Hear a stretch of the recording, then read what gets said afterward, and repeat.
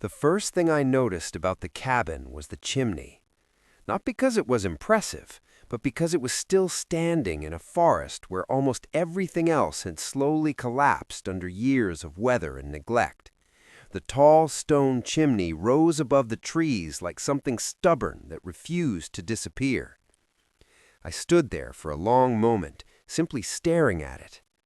18 years. That's how long I had been living on my own. After a while, you stop counting time the way other people do. Days blur into seasons, and seasons fade into years. Eventually, the outside world begins to feel distant and unreal. The forest becomes everything. My name is Daniel Mercer, or at least it used to be. No one had called me that in a very long time. I lived alone in the northern range, where the hills climb into endless pine forests and the roads slowly turn into gravel trails that most people don't bother to follow. The land there is quiet. Not peaceful quiet, old quiet. The kind of silence that reminds you the world existed long before you and will keep going long after you're gone. For the past 18 years, that silence had been my life. I survived the way people always have when there isn't another option. Fishing in the rivers during the warmer months, hunting through the hills in autumn, setting traps for rabbits when winter tightened its grip on the valley. The forest provided enough if you understood how it worked, and after 18 years, I understood it very well. But the forest takes things from you, too. Conversation, comfort, the feeling that tomorrow might be different from today. Most days followed the same pattern. Wake up, check the traps, fish the river, fix whatever tool had broken the day before, then sit beside the fire while darkness slowly filled the valley. It wasn't a terrible life, but it wasn't much of one either. That's why the chimney stopped me, because I had walked that ridge dozens of times before, and I had never seen it.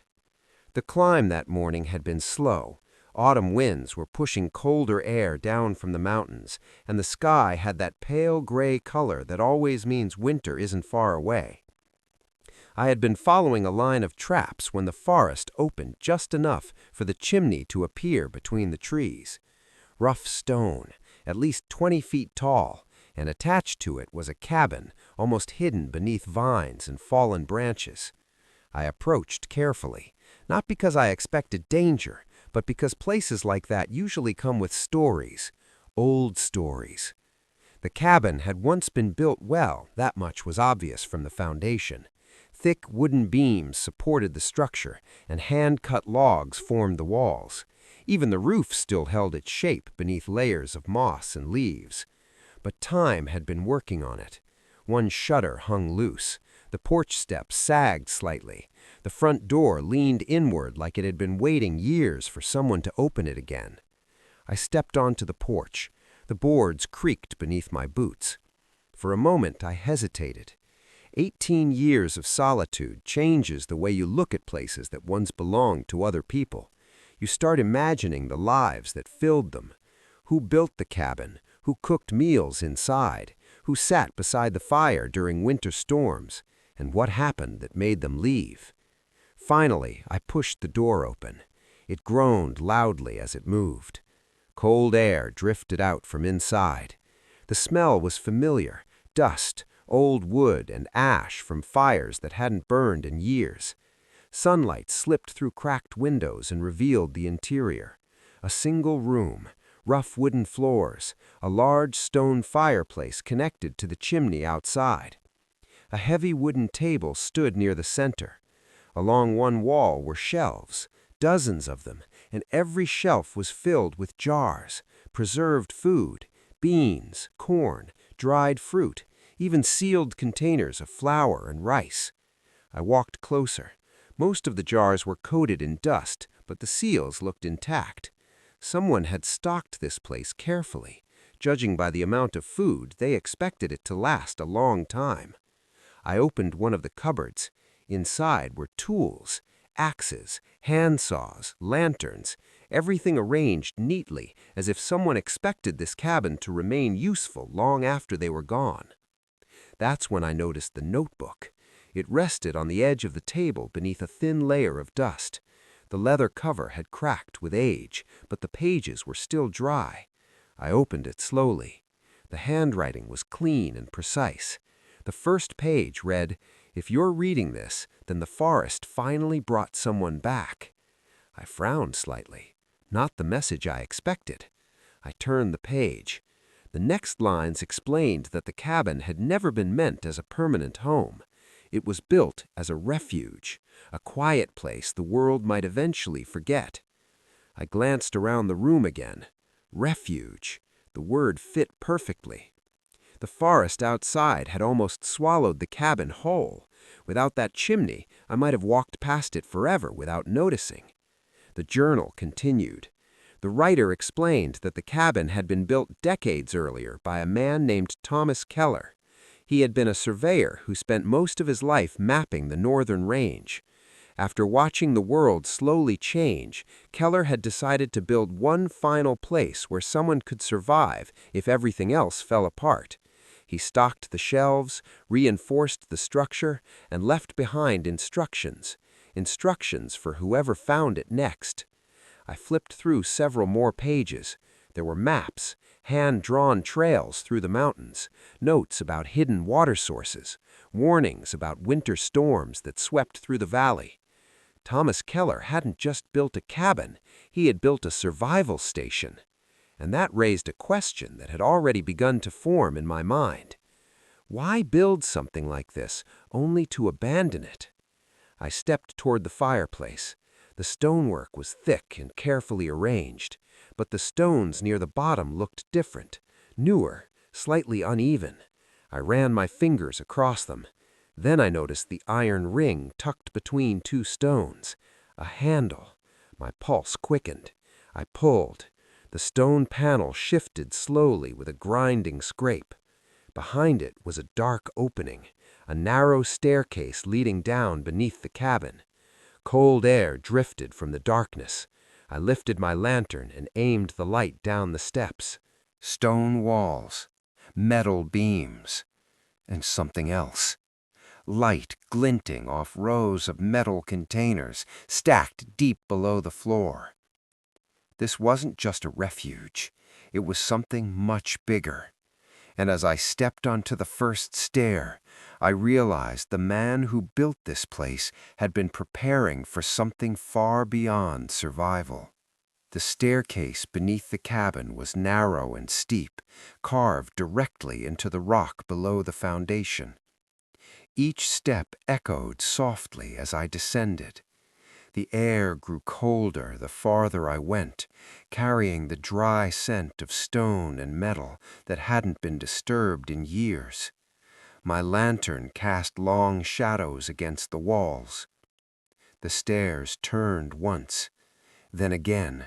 Finally, they opened into a wide underground chamber.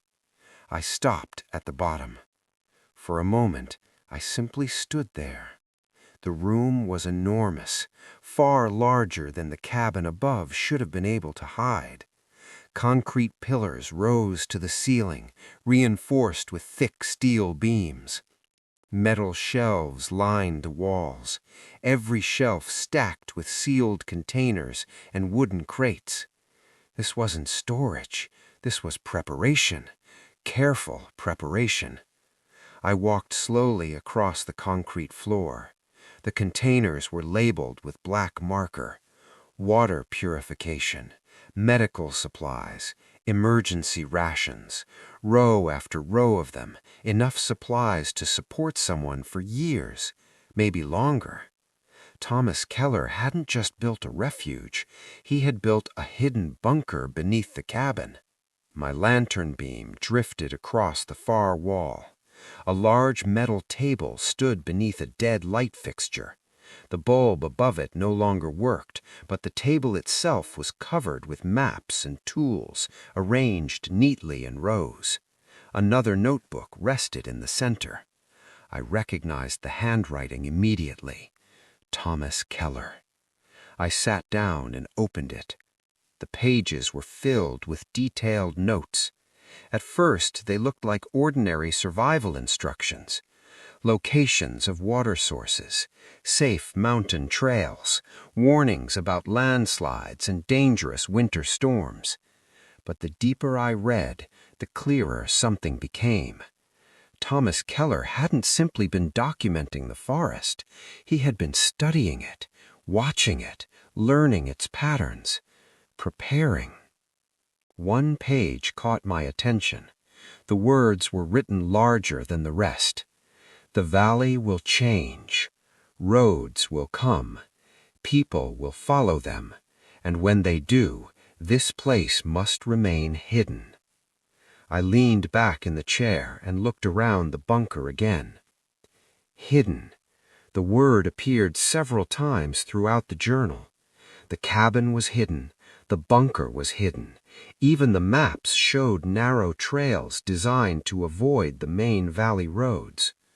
Thomas Keller had gone to extraordinary lengths to make sure this place stayed invisible, which meant he expected something outside the forest, something big enough that people might start searching for places like this. I turned another page.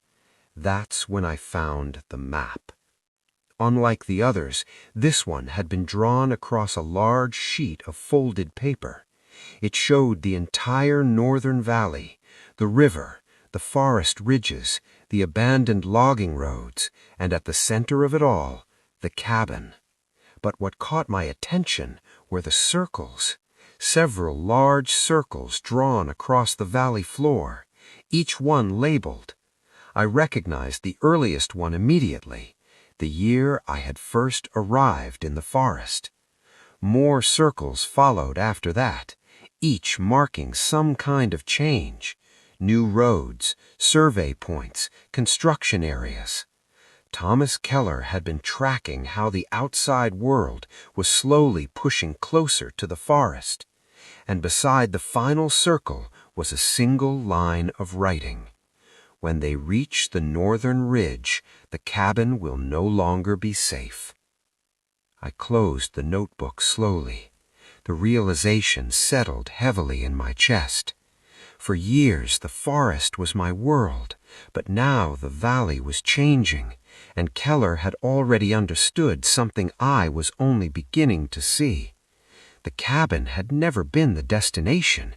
It was a waypoint, a place to rest, to prepare, to plan. I glanced toward the hidden panel beside the fireplace. The bunker below held enough supplies to last years, enough tools to build almost anything, and the maps showed dozens of places deeper in the mountains, places even more remote than this valley, places where roads might never reach. For the first time in years, the future felt open again. The cabin had saved me, but what came next would depend on where those maps led. And somewhere beyond the northern ridge, there were still places in the world that no one had found.